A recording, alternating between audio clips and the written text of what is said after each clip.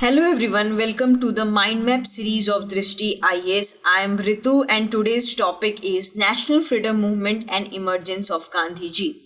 So we are going to discuss introduction, importance of Lucknow Congress 1916, initial political acts of Gandhiji, ideologies and tactics of Gandhiji, practice question.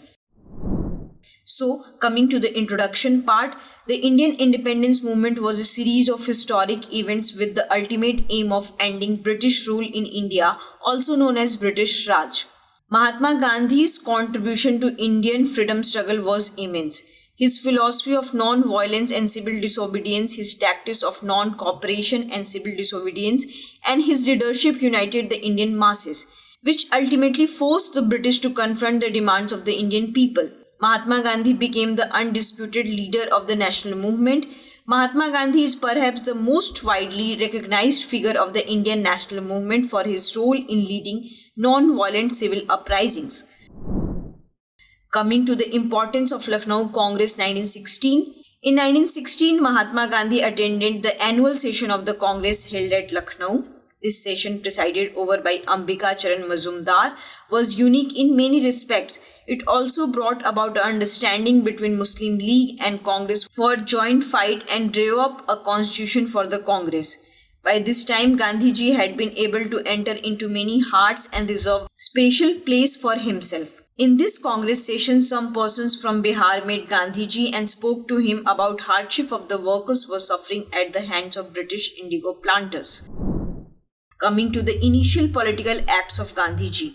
Gandhiji's first venture in the political field was undertaken for the immediate abolition of evil indenture system of recruiting labourers for the British colonies. Gandhiji was instrumental in the abolition of indentured, meaning contract labour system in the British Empire. Other initial political acts of Gandhiji are: so the first is Champaran movement 1917. The 𝐃𝐫𝐢𝐬𝐡𝐿 system forces the farmers or cultivators to cultivate indigo on the best 3/20th part of their land. Indigo farmers of the Champaran, Bihar have miserable condition under 𝐃𝐫𝐢𝐬𝐡𝐿 system. Rajkumar Shukla decided to call Mahatma Gandhi for help. Mahatma Gandhi reached Champaran and approached the civil disobedience movement. He launched strikes against the landlords in Champaran. Coming to the 𝐾𝐫𝐢𝐬𝐡𝐿, 1917, it was a no-tax campaign that was started by M.L. Pandey in 1917. He demanded the remission of taxes due to the poor situation of crops and harvest in 𝐾𝐫𝐢𝐬𝐡𝐿 districts of Gujarat. Gandhiji decided to support the struggle of peasants for revenue remission in 1918. Leaders like Indulal Yagnik, Vallabhbhai Patel also joined the Kheda Satyagraha. Government agreed not to confiscate the property of the non-paying peasants. Coming to the Ahmedabad meal strike 1918, it is a strike by the workers in Ahmedabad's textile mills who fought for the plague bonuses which was discontinued by the mill owners. Workers demanded a 50% wage increase. However, the mill owners were only willing to offer 20% wages increase. Gandhiji intervened in this dispute between Ahmedabad workers and mill owners. It is considered as the first hunger strike led by Mahatma Gandhi. He embarked on a death-defying fast.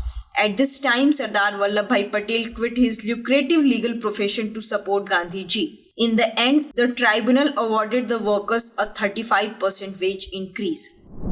Coming to the ideologies and tactics of Gandhiji. Gandhian ideology is the set of religious and social ideas adopted and developed by Mahatma Gandhi, first during his period in South Africa from 1893 to 1914 and later in India. The philosophy exists on several planes: the spiritual or religious, moral, political, economic, social, individual and collective. Gandhian ideology emphasizes not on idealism but on practical idealism.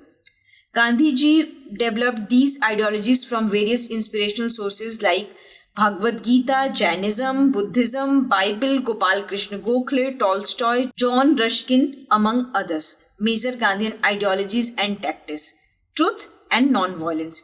They are the twin cardinal principle of Gandhian thoughts. The ultimate truth is God, as God is also truth, and morality, the moral laws and code its basis.